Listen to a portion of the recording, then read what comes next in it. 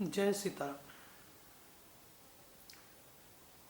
श्री वशिष्ठ जी महाराज पुरुषार्थ की महिमा सुनाते हुए श्री रामचंद्र जी से कह रहे हैं, हे मननकर्ताओं में श्रेष्ठ श्री राम, जो जीव सत्संग करता है और सत शास्त्र को भी विचारता है, फिर भी पक्षी के समान संसार वृक्ष की ओर ही उड़ता है, तो समझो उसका पूर्व का संस्कार बलि है, इसलिए वह आत्मज्ञान में स्थिर नहीं हो सकता।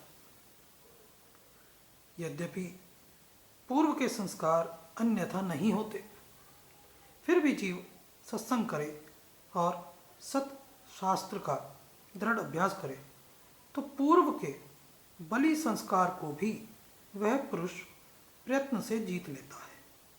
पूर्व के संस्कार से दुष्कृत किया और आगे सुकृत करे तो पिछले का अभाव हो जाता है। यह पुरुष प्रयत्न से ही यत्न करता हुआ होता है। पुरुषार्थ क्या है, कैसे करें पुरुषार्थ?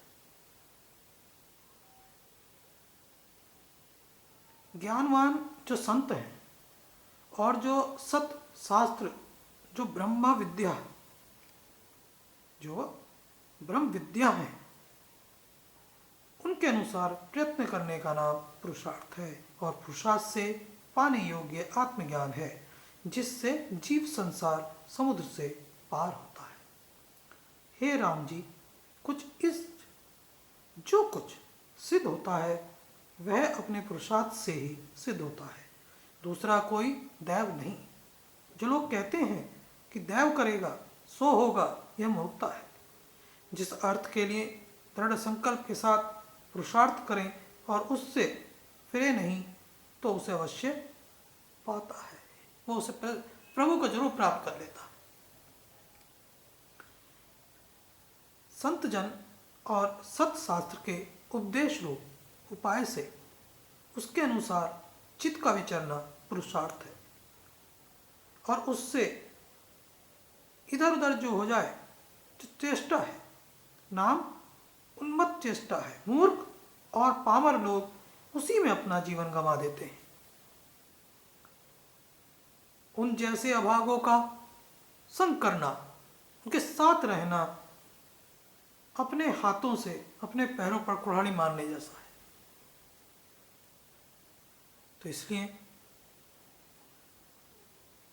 यदि व्यक्ति सज्जनता के साथ, सज्जन पुरुषों के साथ रहता है, गुरुजन संत जनों के साथ रहता है, तो उसका प्रभाव उस पर उसी प्रकार पड़ता है जो प्रभाव संत जन का होता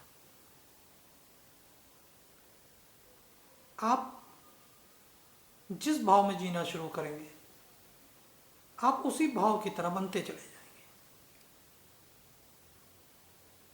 आप मदिरा पान करेंगे तो आपके अंदर से शरीर से कुछ समय बाद दुर्गंध आनी शुरू हो जाएगी, जो जाएगी ही नहीं। और जब तक आपके शरीर में दुर्गंध रहेगी, आप स्वच्छ नहीं रहेंगे, आपका मेल प्रभु से नहीं हो सकता। प्रभु से तो क्या, आपको कोई अपने पास में भी नहीं बैठाएगा। इसलिए जानिए, समझिए कि हम यहां क्यों आए हैं, उसे बार बार याद करिए और लगे रहिए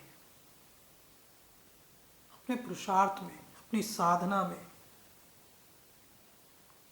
हे रघुकुल तिलक श्री राम, केवल चैतन्य आत्म तत्व है, उसमें चित्त संवेदन रूप नंदन रूप है। यह चित्त संवेदन ही अपने पुरुषार्थ से गरुड़ पर आरूढ़ होकर विष्णु रूप होता है और नारायण कहलाता है। यही चित्त संवेदन अपने पुरुषार्थ से रुद्र रूप को, परम शांति रूप को धारण करता है। चंद्रमा जो हृदय को शीतल और उल्लास करता भासता है, उसमें यह शीतलता पुरुषार्थ से ही हुई। एक जीव पुरुषार्थ बल से ही त्रिलोकपति इंद्र बनकर चमकता है और देवताओं पर आज्ञा चलाता है। मनुष्य तो क्या, देवताओं से भी पूजा जाता है। देवता भी इंद्र की पूजा करते हैं। कहां तो साधारण जीव और कहां त्रिलोकी में इंद्रदेव बनकर पूजा जाना। यह सब पुरुषार्थ की बलिहारी है। देखिए, आप अपने समाज में ही देख लीजिए, जो लोग धर्मनिष्ठ होते हैं, कर्मनिष्ठ होते हैं, दूसरों के प्रति उनकी संवेदनाएं होती हैं, उनके शोक में, उनके परेशानियों में उनके साथ खड़े होते हैं, उनका इस जग में एक अलग स्थान होता है। और जो इसके विपरीत होते हैं, स्थान तो उनका भी है लेकिन उनके समान नहीं। उन्हें लोग दूर रखते हैं, उनसे लोग दूर रहते हैं। इसलिए पुरुषार्थ की महिमा को जानिए, पुरुषार्थ कीजिए और एक दिन आप भी त्रिलोकपति इंद्र बनकर चमकेंगे और चमकते हैं। बृहस्पति ने दृढ़ पुरुषार्थ किया, इसलिए सर्व देवताओं के गुरु बने। शुक्र जी अपने पुरुषार्थ के द्वारा सब दैत्यों के गुरु हुए। दीनता और दरिद्रता से पीड़ित नल और हरिश्चंद्र जैसे महापुरुष पुरुषार्थ से ही तो इंद्र के समान हुए हैं। ऐसे कितने लोग हुए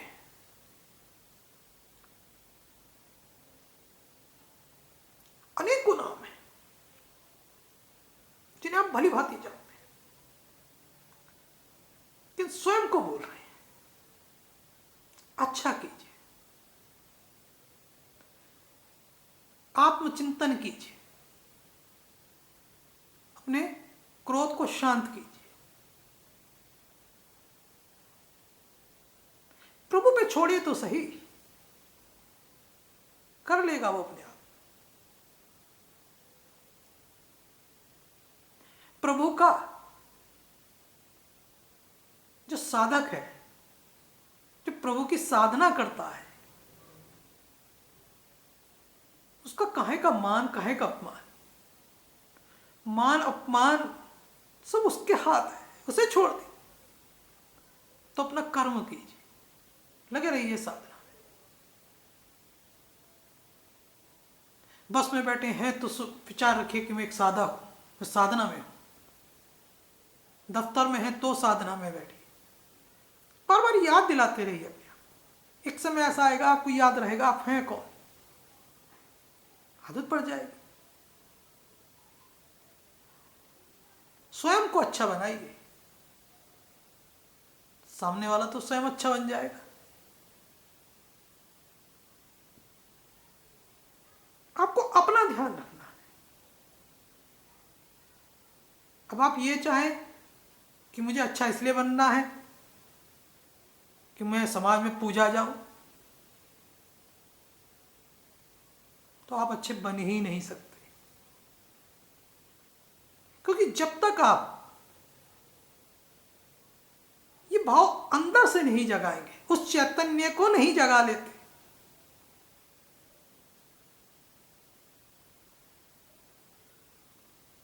तो वो रूप, वो भाव अल्प समय का रह जाएगा।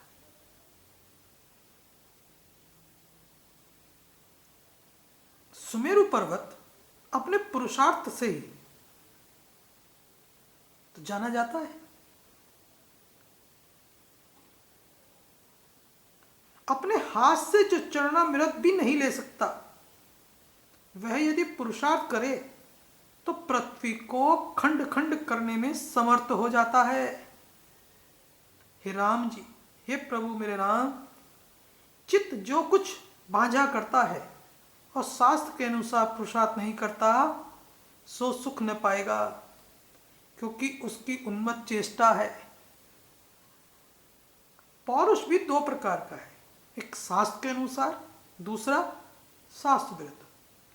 जो शास्त्र को त्याग कर अपनी इच्छा के अनुसार विचरता है, जो सिद्धता न पाएगा, और जो शास्त्र के अनुसार पुरुषार्थ करेगा वह सिद्धता को पाएगा।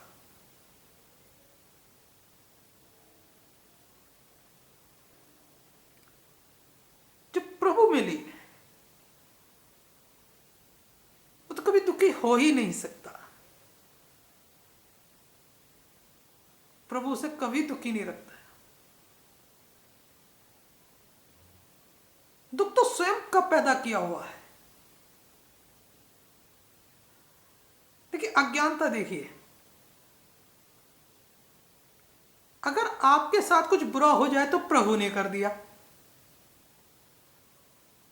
और कुछ अच्छा हो गया तो वो आपका किया हुआ है।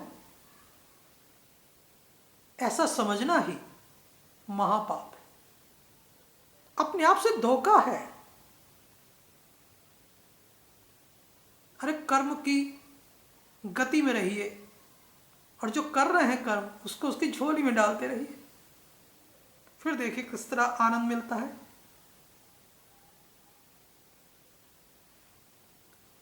हे प्रभु मेरे राम, पुरुषार्थ ही परम देव है। पुरुषार्थ से ही सब कुछ सिद्ध होता है। दूसरा कोई देव नहीं जो कहता है कि जो कुछ करेगा सो देव करेगा, वह मनुष्य नहीं। मनुष्य है कहाँ गया वो मनुष्य है कहाँ? वो तो गर्दभ है, उस जानवर से भी बदतर है। उसका संग करना स्वयं में दुख का कारण है। मनुष्य को प्रथम तो यह करना चाहिए कि अपने वर्णाश्रम के शुभ आचारों को ग्रहण करके और अशुभ को त्याग करें। अभ्यास कीजिए, क्योंकि आपका अपने आप से, स्वयं से अच्छा साथी तो कोई है ही नहीं। आपको सब ज्ञान है, आपको पता है कि आप कहाँ गलत है, आप में क्या कमियां हैं, उन्हें दूर कीजिए। और जब आप अपने दोषों को दूर कर लेते हैं,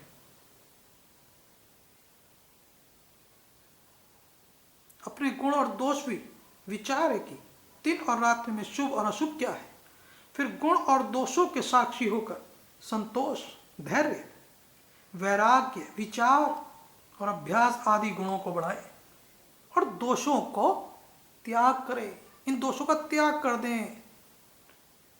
दोष है क्या? हर व्यक्ति में एक अलग अपना दोष है। किसी को क्रोध ज्यादा आता है, कोई चिंता ज्यादा करता है, कोई उससे ईर्ष्या रखता है, ईर्ष्या का भाव लिए घूम रहा है, कोई अपने आप में तो बदल नहीं रहा, दूसरे को बदलने के लिए जहां मौका देखता है प्रवचन शुरू कर देता, उसे ज्ञान देना शुरू कर देता। अरे भाई, जब आप ज्ञान दे रहे हैं तो उस ज्ञान को स्वयं भी तो उतारिए, स्वयं को बदलिए। और अपने आप में बदलाव अगर आप लाना चाहते हैं तो मात्र 7 दिन लगते हैं। इस 7 दिन में आप अपने आप में बदलाव ला सकते हैं। प्रतिदिन अभ्यास से करके देखिए, लाभ होगा। हमने पहले भी आपको बताया नियम। इस पृथ्वी पर जो भी है वही मान कर रहे कि मैं साधक हूं, और अपने आप को सदता रहे, साधना करता रहे। एक दिन अपूर्व लाभ मिलेगा उसे, अपूर्व लाभ की प्राप्ति होगी। अपने आप को साध लेने से ही,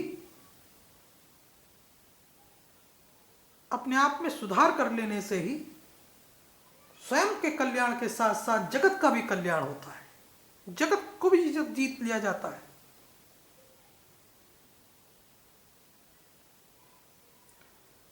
प्रभु ने गीता में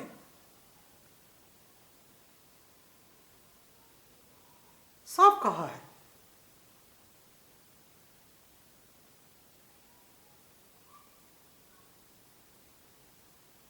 कि एक प्रसंग आता है गीता में, दक्षिण दिशा में वेद वेता ब्राह्मण के पुरंदर नामक नगर में श्रीमान देव शर्मा नामक एक विद्वान ब्राह्मण रहते थे। वे अतिथियों के पूजक, स्वाध्यशील, वेद शास्त्रों से के विशेषज्ञ, यज्ञों का अनुष्ठान करने वाले और तपस्वियों के सदा ही प्रिय थे। उन्होंने उत्तम द्रव्यों के द्वारा अग्नि में हवन करके दीर्घ काल तक देवताओं को तृप्त किया। ऐसा नहीं कि ये सब पहले ही हुए हैं, आज भी हैं ऐसे लोग।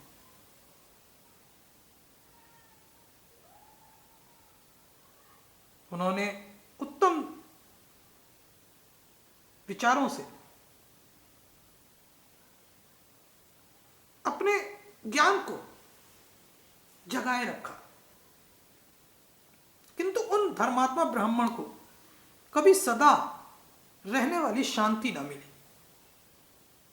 वे परम कल्याण में तत्व का ज्ञान प्राप्त करने की इच्छा से प्रतिदिन प्रचुर सामग्रियों के द्वारा सत्य संकल्प वाले तपस्वियों की सेवा करने लगे। इस प्रकार शुभ आचरण करते हुए उन्होंने बहुत समय बीत गया। तदंतर एक दिन पृथ्वी पर उनके समक्ष एक त्यागी महात्मा प्रकट हुए। वे पूर्ण अनुभवी, आकांक्षा रहित, नासिका के अग्रभाग पर दृष्टि रखने वाले, सदा शांत चित्ते, निरंतर परमात्मा के चिंतन में संलग्न होवे सदा आनंद विभोर रहते थे।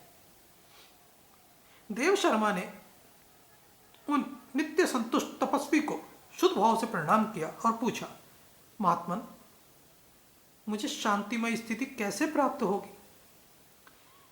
तब उन आत्मज्ञानी संतन ने देव शर्मा को सौपुर गांव के निवासी मित्रवान का, जो बकरियों का चरवाहा था, परिचय दिया और कहा, वही तुम्हें उपदेश देगा। वाह रे लीलाधारी, वाह! एक ब्राह्मण, सर्वज्ञाता ब्राह्मण, अनभिज्ञ है, सिर्फ एक बात चिंतन में, एक चिंतन में डूबा हुआ है। इतना ज्ञानी ब्राह्मण होने के बावजूद अब प्रभु ने ज्ञान लेने किसके पास भेज दिया? बकरियों के चरवाहा के पास। किसके पास क्या ज्ञान है, इसकी महिमा तो वो ही जानता है, और जो लोग जान लेते हैं वो तर जाते हैं। इसीलिए तो कहा है प्रभु ने कि मेरा नहीं पता, मैं पेड़ों में हूं, मैं इन वृक्षों में बैठा हूं, तालाब में हूं, मैं मंदिर में हूं, मैं मस्जिद में हूं, मैं गिरजाघर में हूं या गुरुद्वारे पर, कुछ नहीं पता वो कहां बैठा हो। इसलिए सबका मान करें, सब में एक समान भाव रखें। यह सुनकर देव शर्मा ने महात्मा के चरणों की वंदना की और श्रम सौपुर गांव में पहुंचकर उसके उत्तर भाग में एक विशाल वन देखा। उसी वन में नदी के किनारे एक शिला पर मित्रवान बैठा था। उसके नेत्र आनंदित से निश्चल हो रहे थे। आनंद था उन नेत्रों में, कोई चिंता नहीं, कोई भय नहीं। वह अपलक दृष्टि से देख रहा था।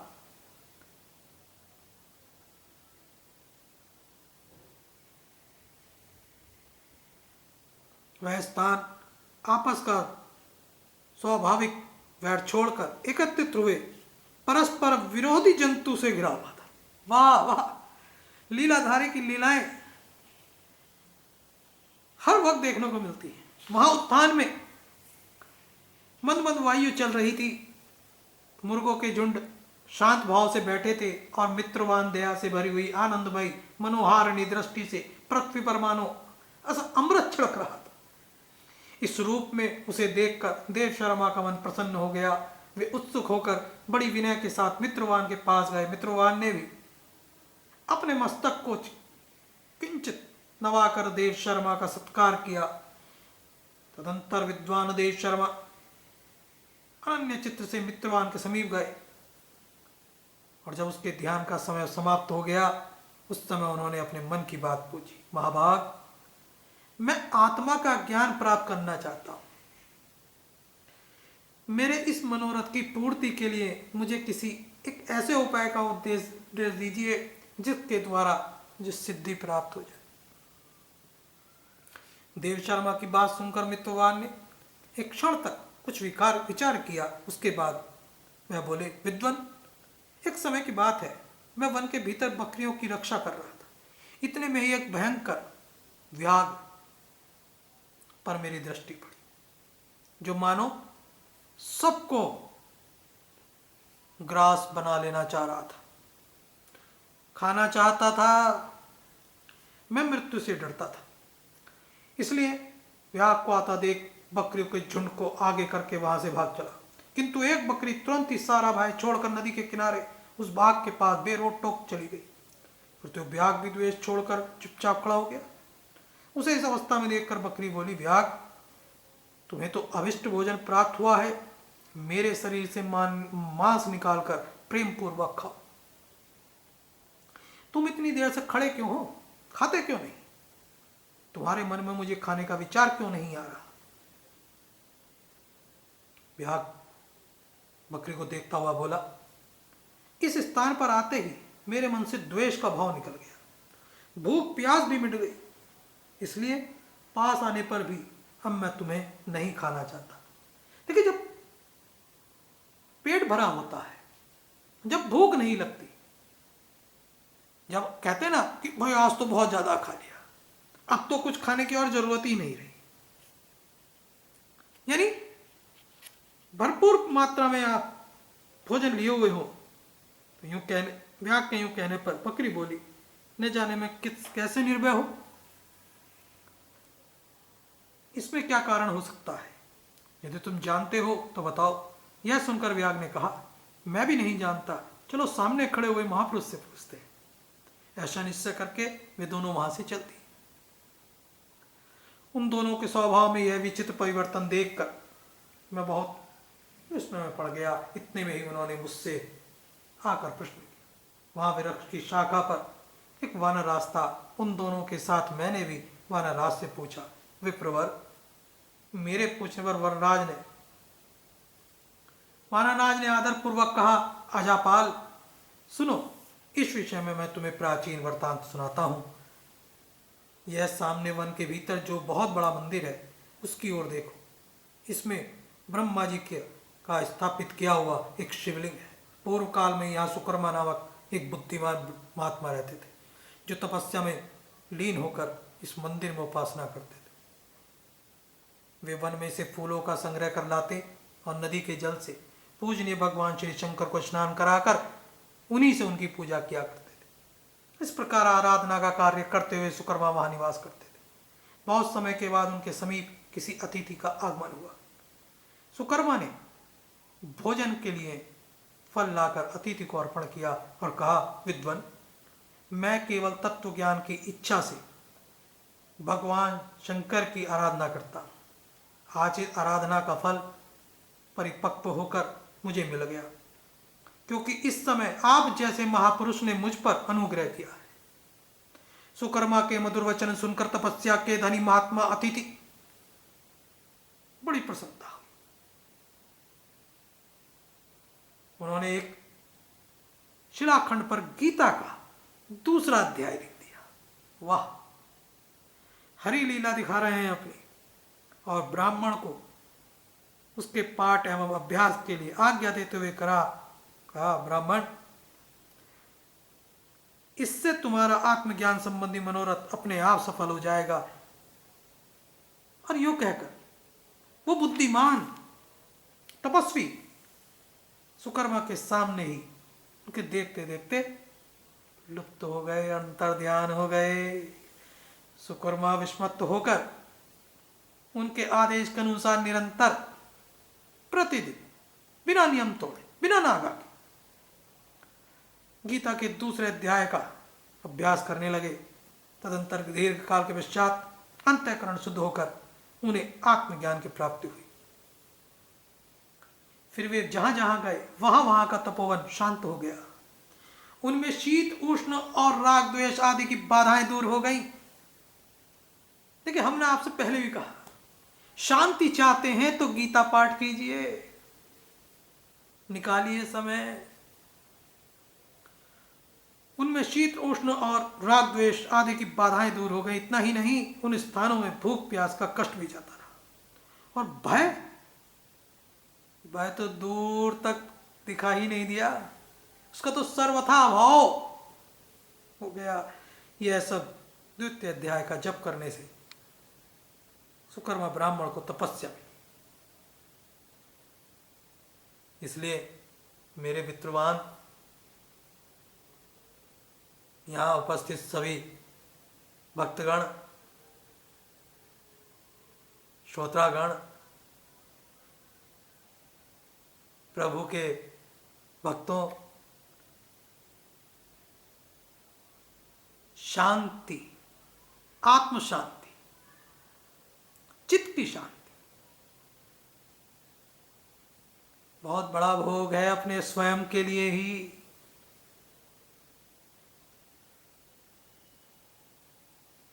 वानराज के यूं कहने पर प्रसन्नतापूर्वक बकरी और बाघ के साथ उस मंदिर की ओर गए। वहां जाकर शिलाखंड पर लिखे हुए गीता के द्वितीय अध्याय को उन्होंने देखा और पढ़ा। उसी की आवृत्ति करने से उन्हें तपस्या को पार पा लिया। इसलिए मित्रवान, पुरुषार्थ कीजिए, ध्यान कीजिए, साधना कीजिए, अपने इष्ट को प्रति श्रद्धा रखकर जप करते रहिए। जप करने से प्रभु का मेल होता है, ज्ञान बढ़ता है और अनेकों और भी चीज ऐसी मिल जाती हैं जिसका हमें बोध ही नहीं होता, जिसकी चाह तक नहीं होती। इसलिए अपने वैराग्य को जगाइए। वन का मृग घास, तृण और पत्तों को रसीला जानकर खाता है। विवेकी मनुष्य उस मृग की भांति स्त्री, पुरुष, बांधव, धनादि में मग्न नहीं होना चाहिए। इसे विरक्त होकर दांत भींचकर संसार समुद्र से पार होने का पुरुषार्थ करना चाहिए। जैसे केसरी सिंह बल करके पिंजरे में से निकल जाता है, वैसे ही संसार की कैद से निकल जाने का नाम ही पुरुषार्थ है। नश्वर चीजें बढ़ाकर, अहम को बढ़ाकर चीख चीख कर मर जाने का नाम तो पुरुषार्थ नहीं है। जो आया है वो जाएगा। अगर कोई नहीं जा सकता आपको छोड़कर, तो वो सिर्फ श्री हरि है, वो प्रभु है। चलिए तो सही, उसने कहा है कि 2 कदम तू बढ़ तो सही। उधर से 4 कदम मैं चल रहा हूं, फिर और बढ़, फिर मैं और बढ़ रहा। और तेरे बढ़ने से ही एक समय ऐसा आएगा कि मैं तुझे अपनी गोद में बैठा लूंगा, बना दूंगा तुझे इंद्र में। इसलिए पुरुषार्थ कीजिए, अपने भावों को स्वच्छ कीजिए, अपने कर्मों को स्वच्छ कीजिए। प्रतिदिन आप जो अन्न आपको मिलता है, जो आप अन्न खाते हैं, जो आपकी माताएं, आपकी बहनें, आपकी धर्मपत्नी आपको बना कर देती है, उसकी पहली रोटी निकालकर गाय को दीजिए, कल्याण हो जाएगा। यहां ध्यान रखिए, पहली रोटी दीजिए, ये नहीं कि जो बचा वो दे दिया। अपने में से दीजिए, फिर देखिए कैसा लाभ मिलता है। और जो बच गया उसको देने से तो जो मिलने वाला लाभ होगा वो भी चला जाएगा। दीजिए, द्वार पर आए भिक्षु को भूखा मत रखिए, जो आपसे बन सके वो उसे दीजिए।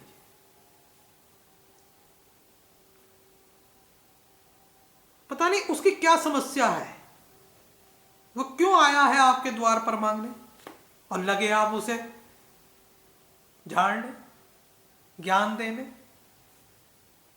जो आपसे बन सके वो दीजिए। हम अपनी वाणी को यहीं विराम देते हैं। आज के लिए इतना ही। सभी भक्तों को, सभी श्रोताओं को, यहाँ बैठे सभी भक्तों को मेरा जय जय सीताराम, जय सीताराम।